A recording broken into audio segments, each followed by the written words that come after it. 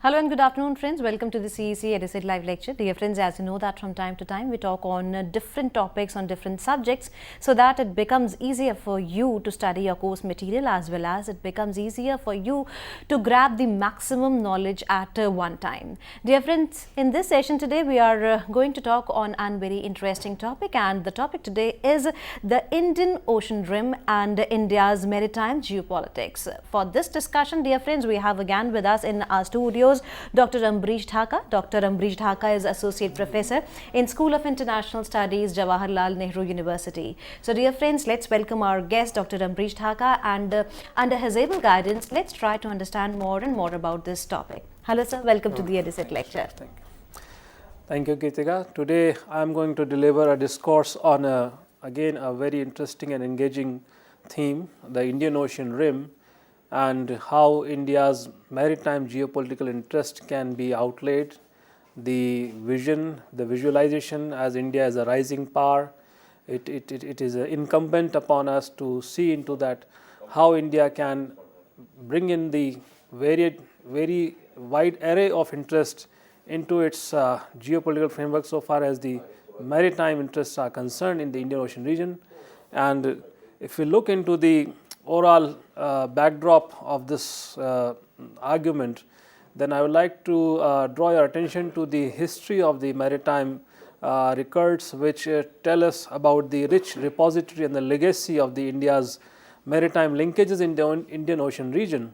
And the discourse can be identified with the Ibn Battuta's travels, where he mentions the littoral connectivity of the Indian Ocean rim and the globalizing feature that is promoted by the trade all along the various port cities that were dotted around this littoral region, and several towns he has identified, in which Sofala, Kilwa, Mogadishu, Aden, they are all African towns. Zafar, Oman, Hormuz, they come into the Arabian Peninsula, then Indian, Calicut, Kozhikode, and then in Southeast Asia we have Pasai, Zaitun and Guangzhou, that is in China. So, the various littoral, I mean it's a kind of a network of port cities through which the traders would actually take their small vessels, they were known as dhaus, and they usually used to take advantage of the monsoonal winds, and it was a kind of a you can say precursor to the globalized understanding of the trade and commerce, and which fitted into the larger trading networks. Certainly, yes, the maritime Silk Road that has been envisaged nowadays, it is all these linkages were the harbinger to that kind of you can say opportunities that were encashed by the people of the times.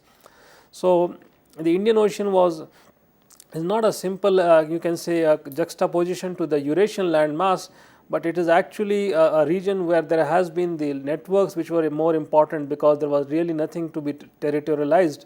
And one of the most important fact that remains is that the Indian Ocean brought in the European commercial space and the Asian commercial space into the one single framework, and that was something which brought in several changes in the international political economy, and India was testimony to all those changes. And obviously, we find that the history of 2 centuries of the region had a great impact from all those events that occurred. So, if you look into the you can say the morphometry of the region, apart from the Indian Ocean, there are several smaller sub-oceanic seas, you can say the Red Sea, Persian Gulf in the west, the Malaccan Strait and the Java Sea and South China Sea in the east. And there is down south, there is a southern sea which actually separates Indian Ocean from the Antarctic region. So, we find that these broader picture give us an idea about how this region lies and what is the outlay of the region. But if you go into the you can say historiography of the region and its epic event, then we find that the trade was the biggest asset that Indian region, ocean region carried, unlike any other you can say counterpart such as Atlantic or the Pacific. And we know that in the history that Vasco da Gama was the first one who actually pioneered the spice route through the Cape of Good Hope and between Europe and Asia in 14th and 15th century. The ports of the east coast of Africa such as Kilwa, Sofala, Malindi and Zanzibar became the source of vast hinterland that had natural wealth, and they were being connected from the eastern African coast to the you can say Indian mainland peninsula, and also the Southeast Asia further down. The spices and the Chinese blue porcelain became one of the important sources of trade that went from Asia to Africa, and spice trades was used actually a kind of a acronym for all the luxurious and you can say the exotic species of plants and flora and fauna that was traded across the region from Asia to Europe. The Indian Ocean, the trade actually also facilitated to discovery of some of the you can say hitherto unexplored land masses, and the archipelago of the Mascarenhas that was discovered by the Portuguese led to the discovery of Reunion Islands and the Mauritius.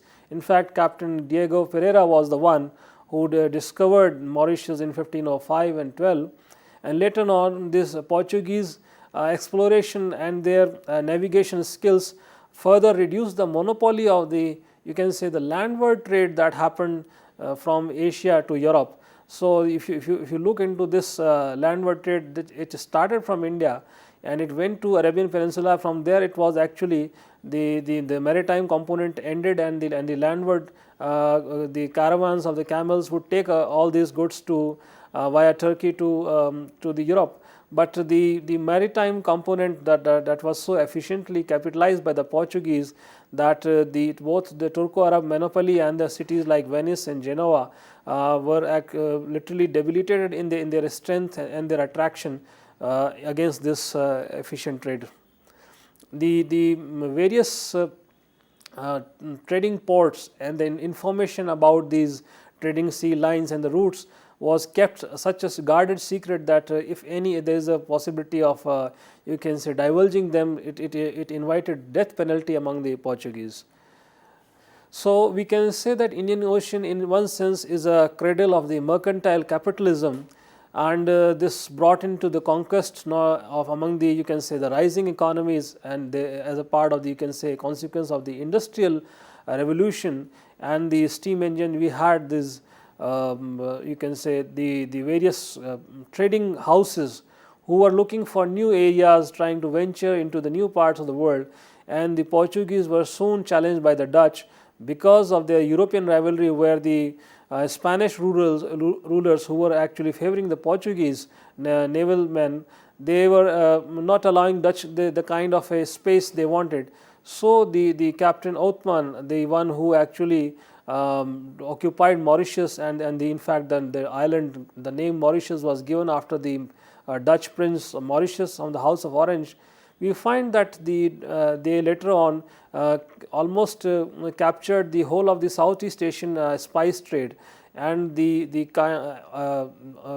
wealth such as the ebony, ambergris, they were brought by the Dutch, and later on French and the English were also started trading in these commodities. So, the Indian Ocean, you can say that by the end of the 17th century there was a beginning of the competition among the rivals. The British, the French, the Portuguese and the Dutch were competing against each other, and that certainly invited some kind of a armed force, and naval forces were competing against each other in terms of military strength as well. We find that the financial arm that emerged due to as a consequence of this maritime trade, the East India Company was set up in 1600. Then the Amsterdam traders, they raised a company, Verenigde Oost-Indische Compagnie, in 1602, and the Portuguese, who actually were the pioneers, they came up much later with a company called Companhia de Camparico de India Oriental in 1628. The French too had raised their company, the Compagnie des Indes. So, we find that this nuance, or you can say the one of the interpretations of the Indian Ocean, it is not simply the blue oceanic body, but it has been a kind of a cradle of human action in terms of you can say globalizing effects of the trade and commerce, and later on its reverberations and ripples were felt in other parts of the world as well. Associated with this economic activity, there are two important phenomena, because they have their contemporary you can say relevance so far as the present Indian Ocean scenario is concerned is the birth of the maritime you can say piracy and the role of the slave trade. The piracy has its relevance as of now because the origins of piracy somewhere have relevance related to the you can say the rise of the mercantile capitalism and the ship navigation. The Caribbeans were the region where initially piracy emerged, but later on when the British and the Spanish navies pushed them, these pirates from those regions, they started exploring new areas and they found Indian Ocean and especially the East Coast Africa, the Madagascar and Reunion Island as a pretty lucrative one. From there would actually operate against the sea lanes and they would capitalize on those you can say vast splay of the islands. But later on this piracy was tackled and these all islands you can say archipelago was converted into the plantation. For example, coffee was planted in Reunion Islands, the sugar was in Mauritius and Reunion, the vanilla and aromatic plants came in Comoros and coconuts was introduced in Seychelles. So, we find that the piracy has a history of you can say since the incipient stages of the you can say ocean and the mercantile capitalism. David Livingstone has documented the Arab African slave trade, though there is no slave trade as such today, but the point is that there is a strong interest and connection that resides in the Arab African you can say trading points. And even as of now, when we talk of the new emerging scenario of linking these points, there is again a connectivity which is being visualized and seen through the points such as Nairobi in Kenya being linked to the you can say Arabian port cities through which the maritime Silk Route is going to be passed as a kind of a infrastructural arrangement. So, again the points the Arabs would come and as a part of the history it is well documented how the Bantus were taken from this port of Tanzania and in Kenya and how they were sold into the Americas. So, the East African you can say Indian Ocean had a lot of direction of trade going in terms of the slave trade towards the Americas as well. The relevance of so far as India and Indian population is concerned, after the abolition of the slavery roughly in the beginnings of the 19th century, we find that the indentured labor was the one where actually the Indian population had a huge exodus or they were actually coerced to move from their native lands to these new areas. And we find that during the colonial times roughly the more than 3 million men, women and children from East Africa, Asia and South Asia were actually taken to satisfy the demand for the non-free you can say the non-slave labor and in the French and the British colonies as well. So, Mauritius, Reunion Islands, Ceylon, Malaya, East and South Africa, they were all occupied and they were actually settled with the maritime the indentured labor that emerged from South Asia and Africa as well. The legacy of these British and French you can say slave trade and labor trade still resides there, and there is a strong influence, especially Indian influence on the east coast of Africa and Indian Ocean as a consequence of this indentured labor. The Indian legacy of the indentured labor is still a very important testimony. It has to be attested, and we find that it was commemorated by the you can say by event that was held in Port Louis in Mauritius in November 2014, where there was 180th anniversary was being celebrated. There is a place in Mauritius known as Apravasi Ghat, where there was the movement of you can say labor to the island, and from there the labor used to be taken away to the Americas and the Caribbean land as well.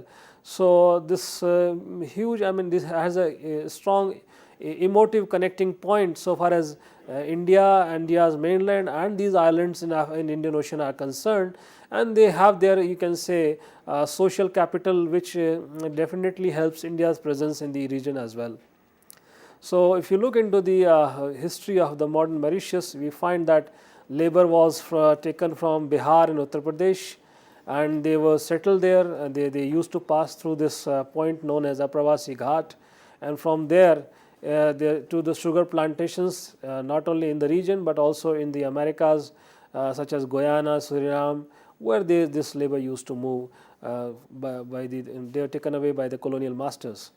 So let's, if you like to put some kind of a salient features about the Indian Ocean, and if you like to characterize this Indian Ocean rim, then yes, it was a huge source of transition in the international political economy, because it facilitated the birth of the mercantile capitalism and the globalization of capital that happened at that point of time. The another component that became very significant in the region was that how the information of the trade and the trading lines can be kept as a guarded secret, and the maritime GIS can be seen as emerging in those period as well. The Caribbean connection has been a very important one for the Indian Ocean. It not only links the two oceans, Atlantic and the Indian, but it also links the you can say the hinterlands of the South Asia with the hinterlands of the Americas as well. The geocultural realm that has emerged out of these interconnections has a great repository and relevance for the India as well. And Indian Ocean cannot be simply seen as simply a kind of a maritime connecting route or a linkage, or you can say a blue sea, but it has a strong geocultural repository which cannot be you can say avoided. In fact, the common experiences of the struggle against the racialism and colonialism and cultural discrimination, they bring in these whole littoral region into a common sink, and we find that this is a great you can say enabler in identifying the current directions of growth and development, because we share a very strong common inheritance in the past. So the oceanic rimland, unlike the Asia, Atlantic and the Pacific, is one of the most culturally linked integrated region or you can say maritime regions of the world. So in this backdrop, what prospects India's maritime interests are, and what is the basically the whole gamut in which we can actually you can say prioritize the India's maritime security interest, or in terms of geopolitical understanding. So I will try to take you through some major aspects, and not only here, but also I would like to take an account of the Indian naval strength, because if there is a geopolitical component, then defense and the security becomes a very important aspect, and we will certainly have a brief look into the India's maritime naval capabilities and the defense capabilities as well. So if you look into the you can say India's you can say advantage or the vantage point, it is that due to its unique location, it has a strong command and control over the sea lanes that pass through Indian Ocean. So to secure those sea lanes and to provide security, India is a you can say natural provider of those aspects to the region. Then you have that can India provide anything else apart from the security? Yes, India has a huge manpower and a very strong rising intellectual capital, which definitely can cater to the region both in the west and the east, and that is also one of the important aspects which no other country can challenge India's position the way India has its to its geopolitical disposition. Then also what is the visualization of India's these two aspects is that India would like to develop its security framework under the with the underpinnings of cooperative security framework, because neither there has been a historic precedence of monopolizing those security discourses by India, but also the way the nature of the region that has emerged, the Indian Ocean rim, and the kind of integrated influences that the region has, it only makes sense that India can bring in the common interests of the parties in the region, and also if we can gel with this the larger big power interest, then that is the framework that India would strive for in the region, or you can say in the decades to come. And to this effect, we have several initiatives. In fact, one of the maritime diplomatic initiative, which is known as the Milan Initiative, is looks towards the bring in all those littoral states together and to have some kind of a mechanism where we can discuss a common architecture against the common perceived threats. And apart from that, we also try to have a, you can say, joint naval and bilateral exercises, which are also you can say corollary to the international fleet review that has been done since 2001. We also have a need to look into the non-traditional security challenges in the region as well, because not only the defense and the security architecture, but there are several socio-economic aspects that are also linked to the Indian Ocean region as well. And we have to take into the, you can say, a broader framework, because at times the solution lies elsewhere, not into the direct you can say tackling of the situation, because sometimes situations themselves are a consequence of some larger problems. So, if you look into this non-traditional security framework, then there are, you can say, the region is particularly rich in the plural societies. If you take the case of any littoral you can say coastal region such as East Africa, or you can see for yourself the Arab world, the Asia, South Asia itself and Southeast Asia.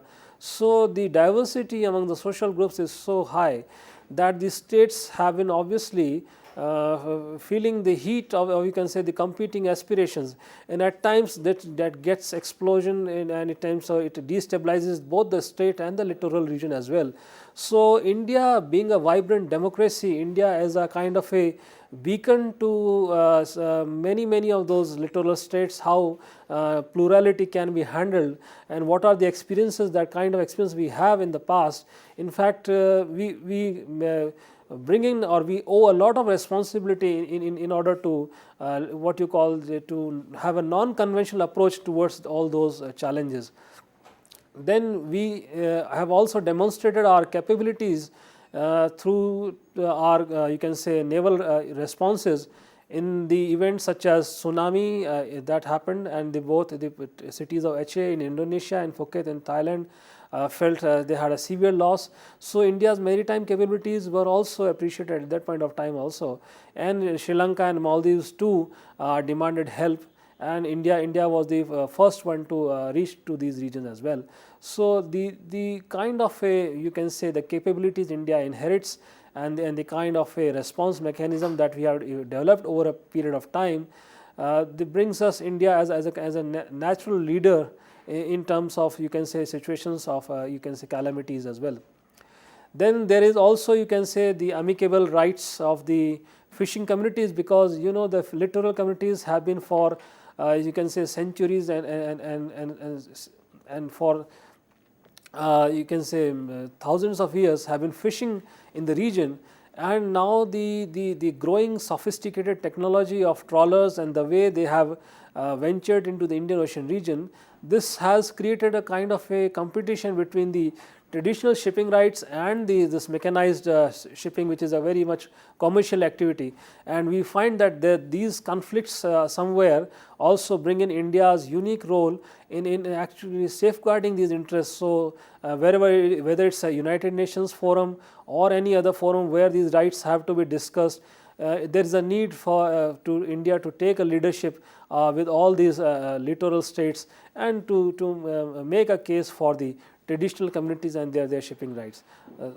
There is also a case for looking into the tropical meteorology as well, because the climate change has become a very strong concern, and the most of the climatic happening that influences the region, especially South Asia, comes from this tropical meteorological zone. So, whether it is a global warming or it is a shifting of the intertropical convergence zone, we find that these patterns have been studied by the scientists here, and we need to share and enrich our experiences along with the other nations, and and make a case for the larger handling of the issues so far as the ocean sea level rising or the warming is concerned. So, this whole penumbra of non-traditional security challenges are also equally have to be taken care of along the conventional security framework. Let us have a peek into the India's naval defense capabilities, because they are important so far as the conventional securities is concerned. and we have our relationship with the communities and the states in the region, such as Maldives, Seychelles. We have a long-standing cooperation and defense pacts with these regions. Mozambique, Madagascar, we have the joint patrolling and coastal signal intelligence pact with these states. We also take part in the common monitoring activities in the Persian Gulf and the Red Sea, which have these choke points of Sea of Hormuz and the Horn of Africa. So there is a joint patrolling and cooperation which is being done in the region. Then Indian Navy also works with the, you can say, great power navies such as US, Russia, Japan and China, as well as the European navies as well. And in order to consolidate these partnerships, we also undertake the naval exercises. So we have various, you can say, nomenclature for the series of exercise that undertakes every year or two, such as Varuna series, which is conducted with France. The Malabar series is conducted with Japan and Australia, Singapore, especially with the US. Then we have Indra series that is conducted with Russia. Russia has a special place so far as India's naval capabilities are concerned. In fact, today's defense minister also mentioned Russia as an all-weather friend, because we have practically entire naval edifice being supported and provided by the Russian defense industry. So the state-of-art submarines or aircraft carriers or amphibian missile technology, these all essentially have evolved and they have been practiced and you can say perfected by the Indian Navy, and we have a strong Indo-Russian naval cooperation in this area. The components that are you can say vital enablers, or they can say they multiply the force of Indian Navy, is the maritime aviation. This is a very you can say significant, because over the period of time, yes, we have our you can say frigates and various naval ships, but the real time you can say the help that is being provided and the logistics that is being provided by maritime aviation actually enables India's naval force to be effective many times than what can a conventional argument see into it. So we have the forward operating bases such as in North Andaman. Apart from, there are several others being planned. Then the Indian naval ships such as Baz, which is being deployed in Malacca, it has 29K MiG, which is a very backbone of India's strike capabilities. India also has a kind of support from several you can say the commercial companies such as Boeing, which provides India Super Hornet. Then India and Russia are also working with the 5th generation fighter craft. Then Indian Navy is being also looking into strengthen its unmanned aerial vehicle capabilities. You know, the reconnaissance capabilities are important nowadays. So in order to have, you can say, preempt all kind of threats, and also you can say strategize the region beyond simple you can say visualization.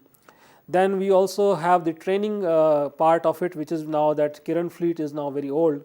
So the BAE Systems is providing the Hawk.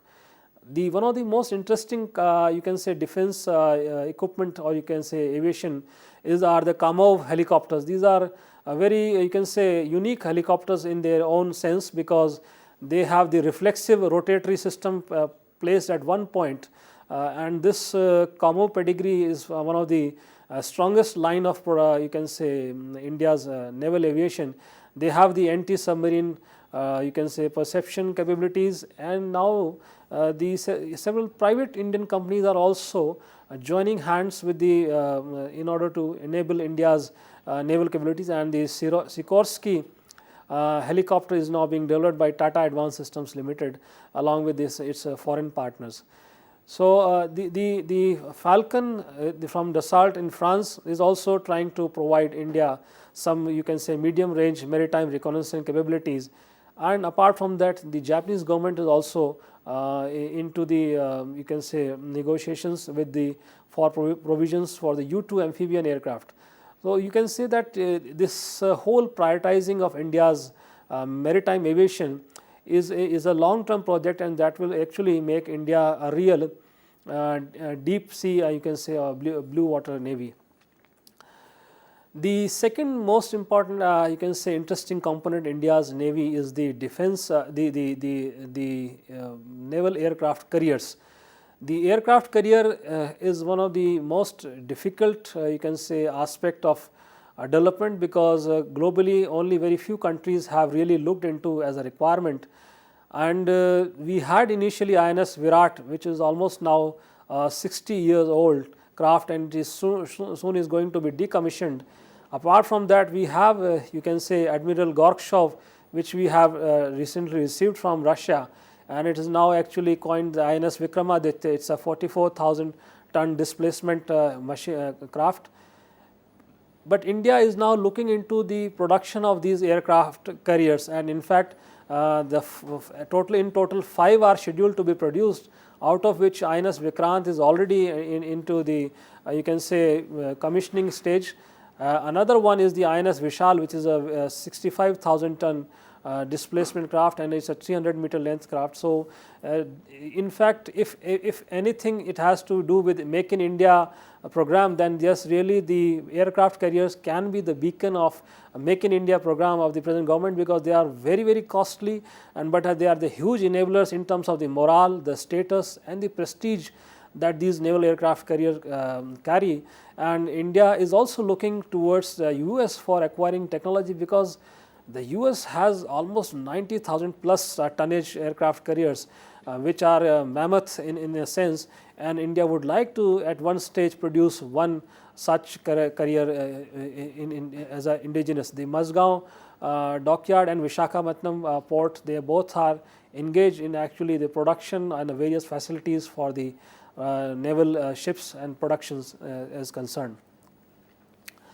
The third component that I would like to bring into your notice is the theatre warfare system. This is a, now you can say, not a very old concept, but it has components which are conventional so far as the defense understanding is concerned, but to you can say permutate, or you can say recombine their capabilities is something which is looked into the theatre warfare systems.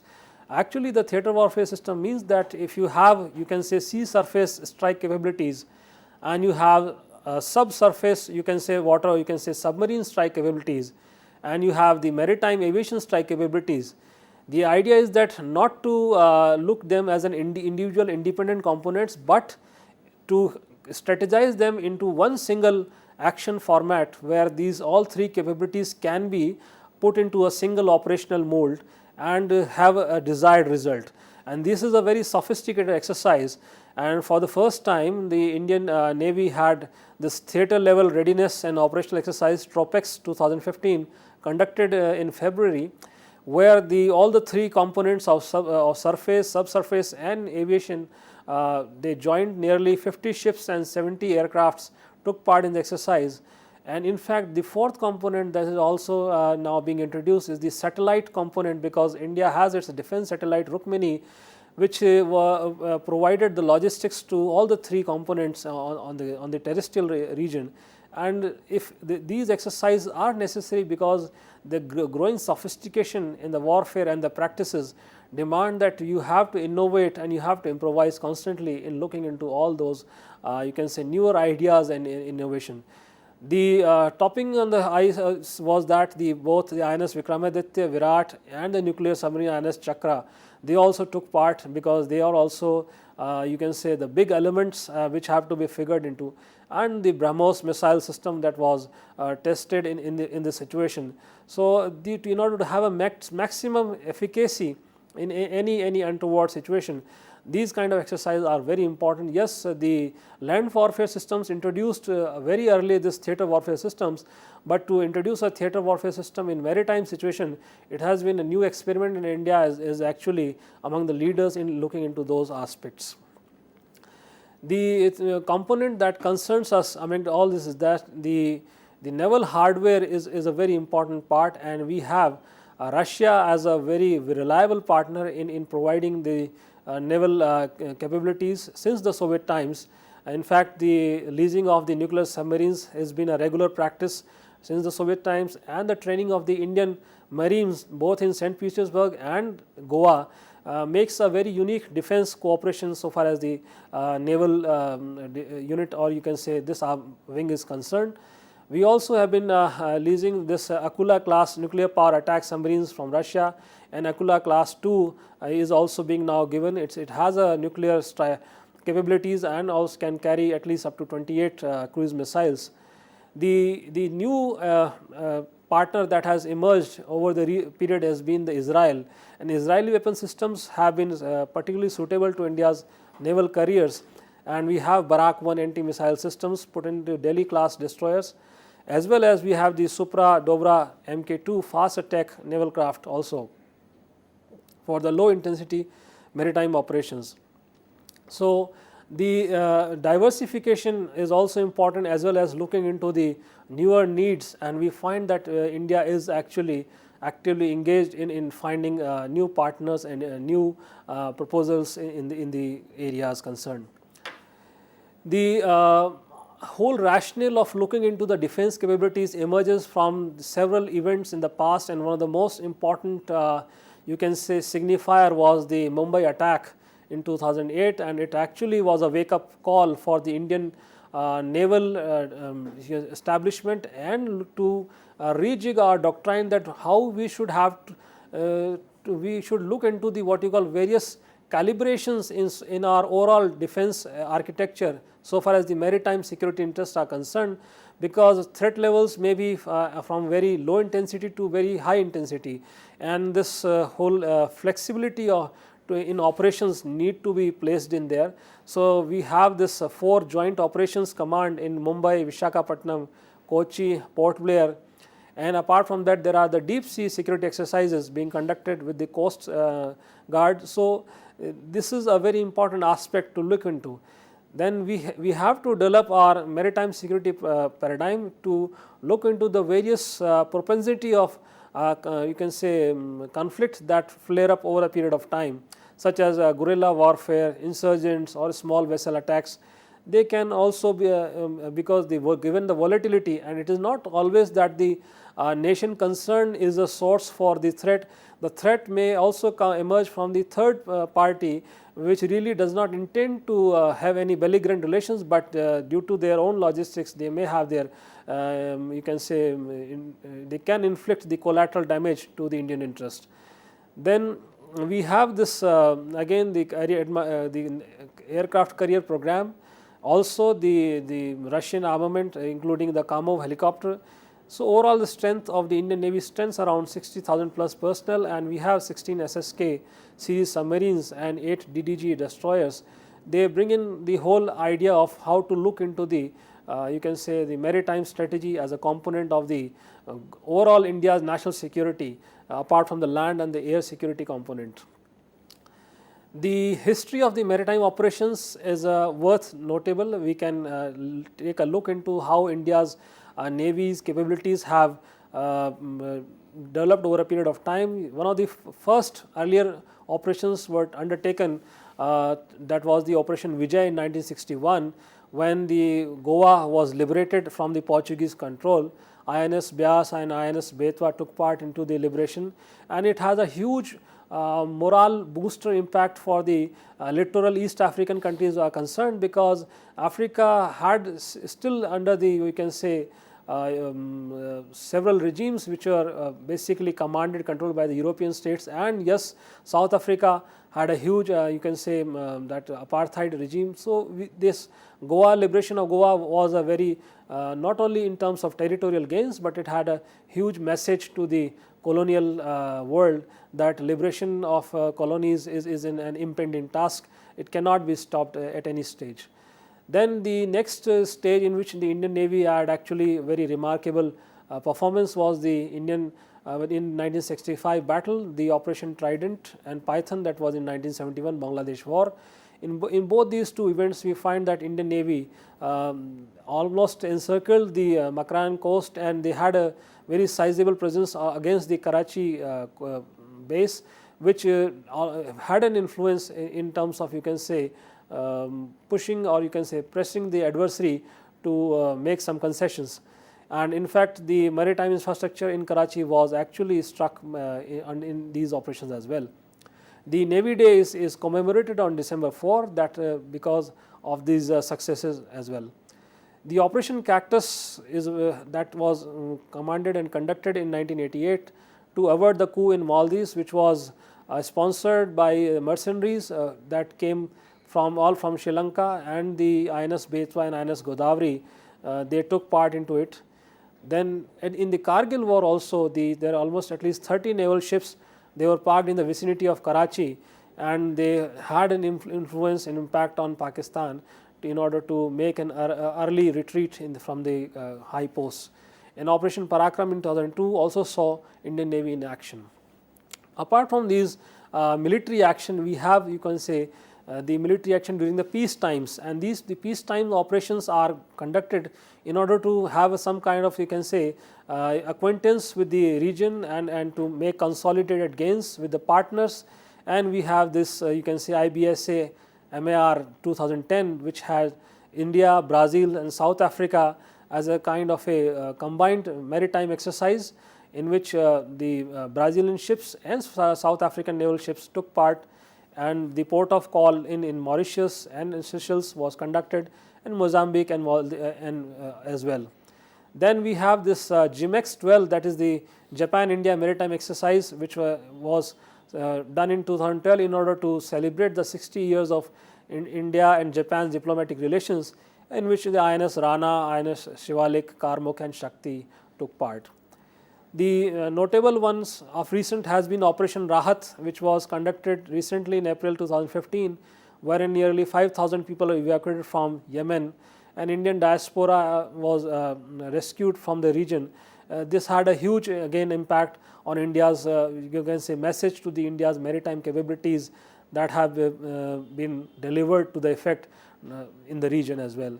Simbex 15 is also worth notable because Singapore Navy is one of the strong navies, and their maritime exercise has been conducted from time to time. The other previously mentioned can also be again we can have a brief introduction about them as well.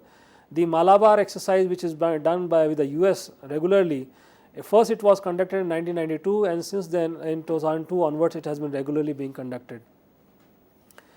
The presence of other navies such as Japan and Australia has been of concern because China is now making increasingly its presence in the Indo-Ocean region, and China takes a keen look at all these maritime exercises that India conducts with its partners regularly.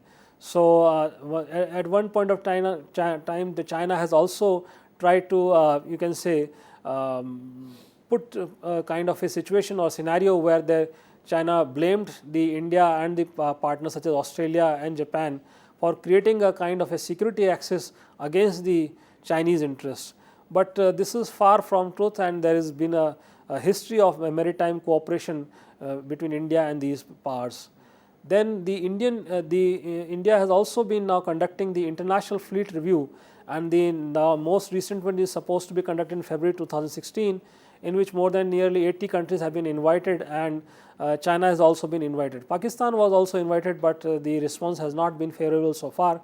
The India and Russia has also been conducting bilateral exercise. I also mentioned earlier Varuna and France, and the Konkan series is being conducted with the United Kingdom as well.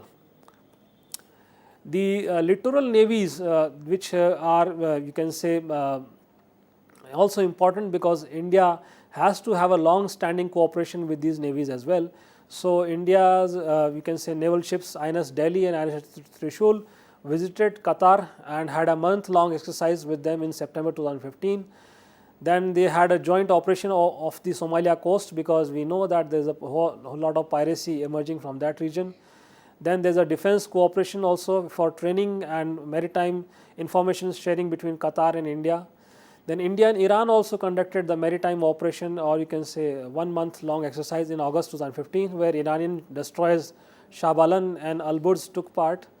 Then exclusive economic zone of Maldives has a special function provided by the Indian Navy. The Dornier surveillance aircraft provides services to the Maldives.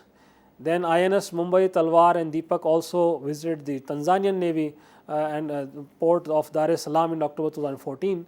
So these cooperations actually enable the littoral countries to understand each other's maritime capabilities and potentialities, as well as the future direction that is given by the region as well. The another aspect which is important in understanding the Indian Ocean Rim is the boundary issues that are very important in the region.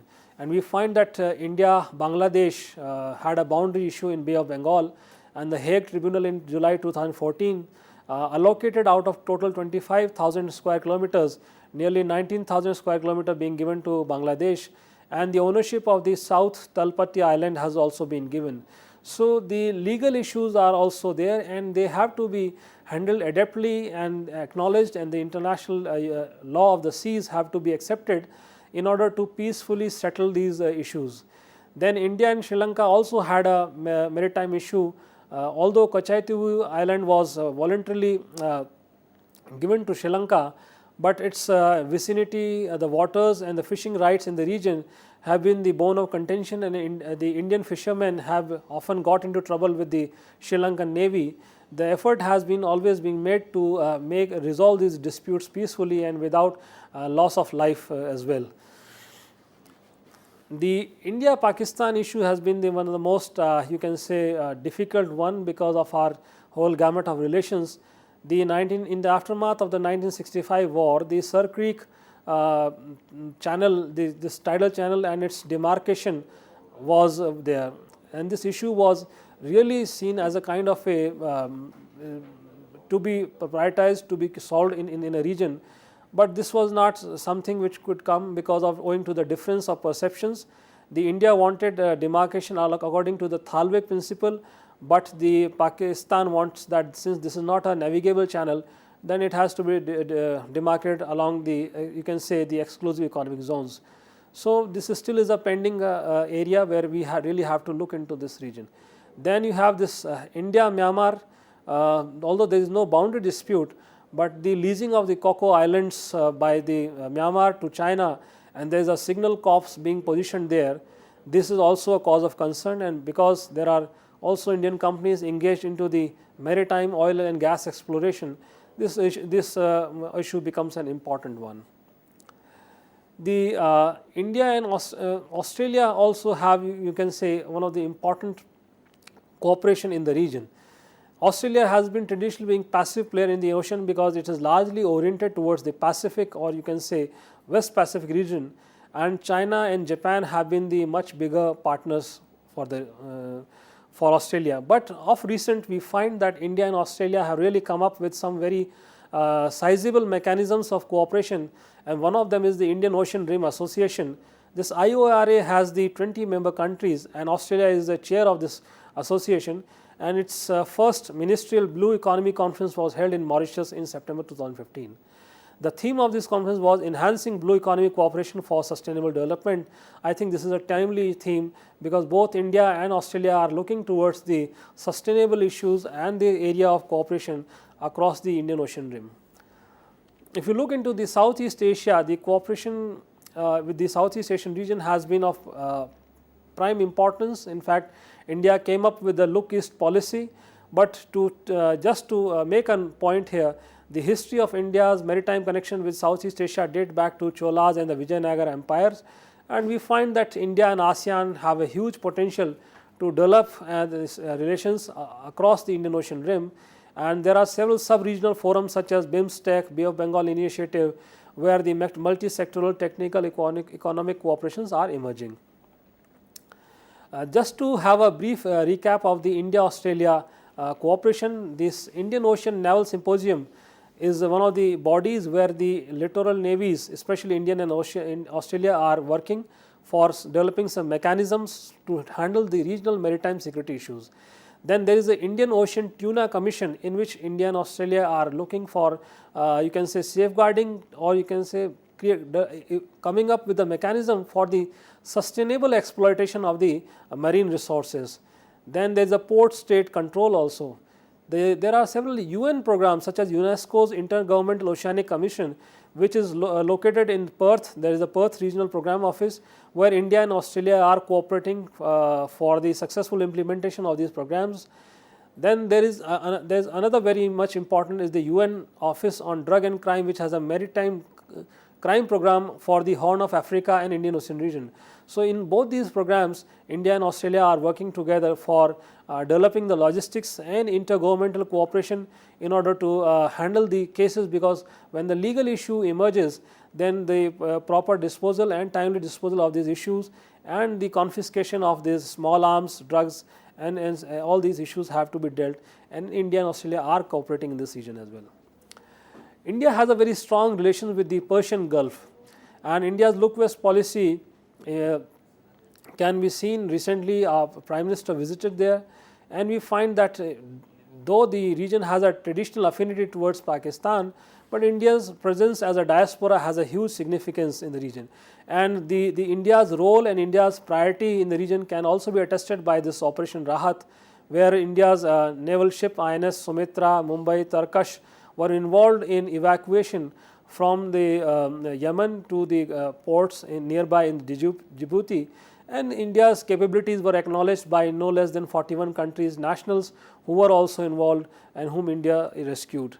If you look into the table presented here, we find that India's diaspora has a strong presence in the Gulf region.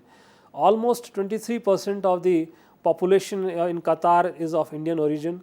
In Oman also nearly 13% is of Indian origin. Though Saudi Arabia has only 7%, but you look into the number, there are 15 lakh people of Indian origin in the region there. So all this attests to the huge sizable population that is available there, and India's interest in India's role increases, and they are also they look towards India's you can say response in favorable terms towards the region. Now another important country that is of worth note so far as India's maritime security interests are concerned is Iran.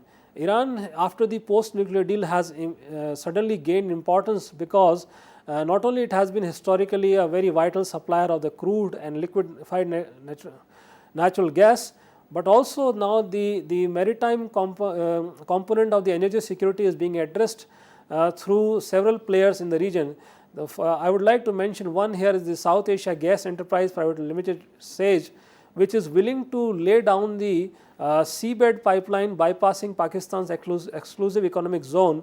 This line would start from Chabar in Iran and it will culminate in Porbandar in Gujarat. So this is going to be a huge you can say opportunity for India's energy security that can be addressed in the we can say post nuclear deal situation, where Iran and India look for some strong and solid long term partnerships. Also Iran is very significant in terms of north south corridor because it provides the maritime frontage to that corridor, and India has very smooth access so far through Chabar to the Central Asian countries. So the India's Central Asian you can say interest, or India's linkages with the Central Asia also have you can say maritime component which has to be underscored with the relations with Iran as well. It is pertinent to make a note here that India-Africa summit is going on as of in October 2015, and India has to make a very special call for so far as the Indian Ocean region is concerned and the African states are concerned. This African summit was supposed to be held in last year 2014, but due to the Ebola outbreak it could not be timely organized, but now it has been a much success so far as the day's performances are concerned.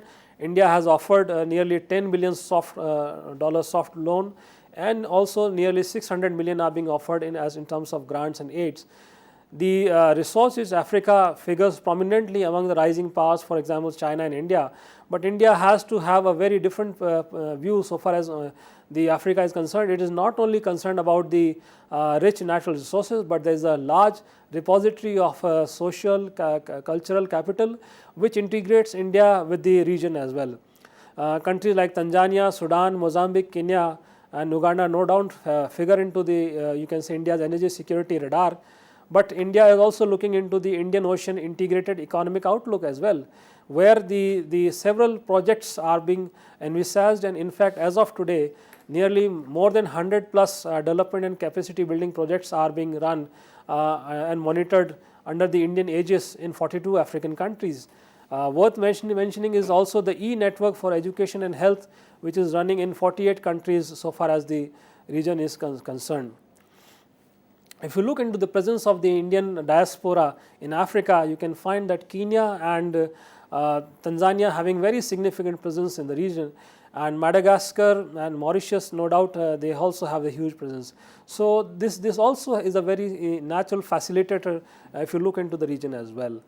So if you look into the overall, you can say, essence of India-Africa partnership, yes, it indicates towards the South-South initiative, or then there is a global southern partnership, and Indian Ocean Rim becomes a natural, you can say, inheritor of those southern partnership. In fact, it was Pandit Nehru who actually for the first time coined the term Indian Ocean Rim in 1947, and the initiative of IOR-ARC, which is being espoused by India, South Africa and Australia, makes a call for an open regionalism as well. So if you look into the major thematics of the Indian Ocean region, yes, energy routes is one of the important areas which we can take a look at. Indian Ocean is a region of global commerce. Not only India but China's also maritime energy security relies heavily on the region. In Japan's mineral needs are also being addressed. Australia and South Africa and Indonesia are the huge large coal exporters of the region. So the Indian Ocean has a very strong significance so far as the energy security is concerned. The another concern is the nuclearization of the Indian Ocean region.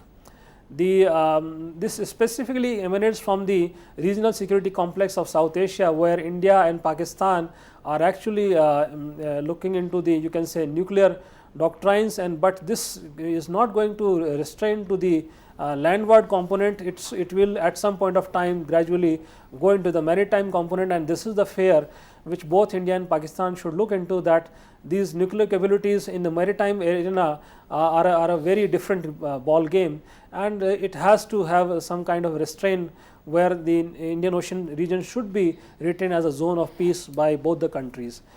We look into the one of the you can say last components, that is the international law, which is important because you know that recently, since last 2-3 years, India has been into a very unique situation where the Italian Marines got into the legal situation due to the killing of the 2 Indian fishermen, and this international law as well as the law of the exclusive economic zones which India has brought into the situation where India would look into how to handle these situations under the international law. So I believe if we look into this whole gamut of various interests that have cropped up, and in the light of the overall ontology of the India's maritime geopolitical interest, it is very timely to have a brief you can say update of the region, how we can further hone our skills in order to better address our capabilities and potentialities in the ocean region as well. Thank you. With this note, thank you, sir. Thank you so very much for giving us a productive session once again. And dear friends, if you want to give your feedback regarding this particular lecture, or if you have any queries, then you can mail us at info.cc@nic.in. We would love to solve your queries the next time when Dr. Ambrish Dhaka visits our studio. Till then, take care. Goodbye. Thank you, sir. Thank you.